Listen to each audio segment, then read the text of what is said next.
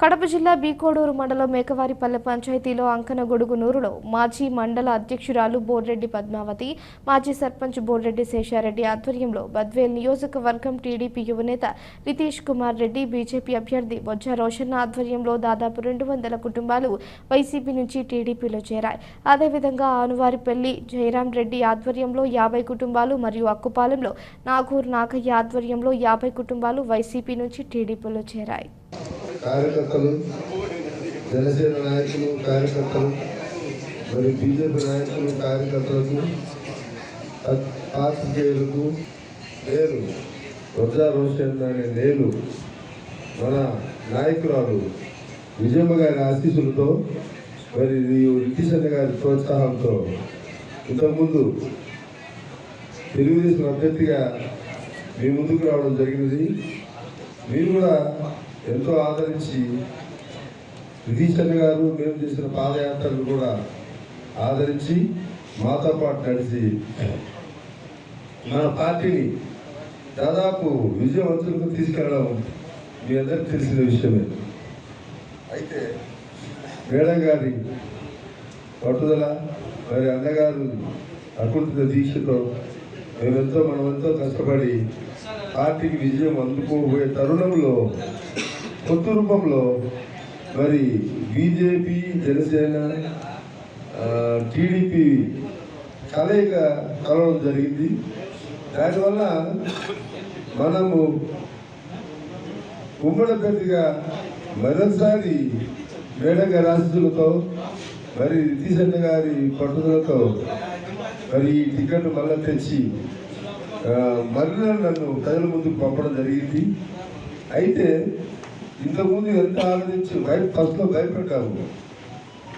ఈసారి మేము ఫీల్డ్లోకి వెళ్ళి ప్రజల్లోకి వెళ్ళి జనసేన, బీజేపీ, తెలుగుదేశం కూటమిటే ప్రజలు ఇంతకుముందు నేను ఎంతో గర్వపడుతున్నా.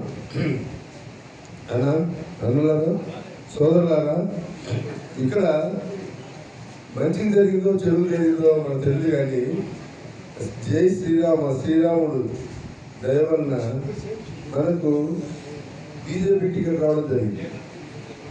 మనం ఎంతో కష్టపడి ఈ నియోజకవర్గంలో మనం ఈ పార్టీ ఈ టికెట్ను గెలిపించుకోగలిగితే మోడీ గారు మన బద్వేలు వైపు చూస్తారు. అంటే మనకు డబుల్ ఇంజన్, డబుల్ ధమాకా, స్టేట్ గవర్నమెంట్ ఫండ్స్ మరియు సెంట్రల్ గవర్నమెంట్ ఫండ్స్ విరిగా. ఈరోజు ఒకటే నేను చెప్తాను, ఆనాడు పాదయాత్ర చేసేటప్పుడు రైతన్న కష్ట నష్టాలు కానీ, గ్రామ ప్రజలు పడే కష్ట నష్టాలు కానీ, ఈరోజు నిరుద్యోగంగా ఉండిపోయిన యువకులందరికీ నేను ఒకటే చెప్తున్నా, మేము ఆ రోజు ఒక భరోసాలాగా ఇక్కడున్న స్థానిక సమస్యల మీద పోరాటం జరిగింది. వాళ్ళ గలంగా మనం ఇక్కడ ప్రజల్లో తిరిగినప్పుడు వాళ్ళ మీద నాకెంతో దగ్గర చేసినప్పుడు వాళ్ళ మీద బాధ్యత పెరిగింది.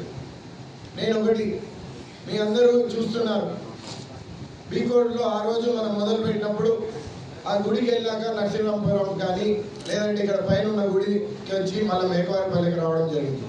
ఈరోజు ఎంతో వెనకబడి ఈ మండలం కొంతంత దూరంలో ప్రాజెక్టు ఉన్నా కానీ ఎల్ఎస్పి డ్యామ్ చూస్తే అక్కడి నుంచి నీళ్ళు తెస్తా అన్నారు, మట్టి పని చేసుకున్నారు, కానీ ఈరోజు వరకు నీళ్లు ఊసేలేదు.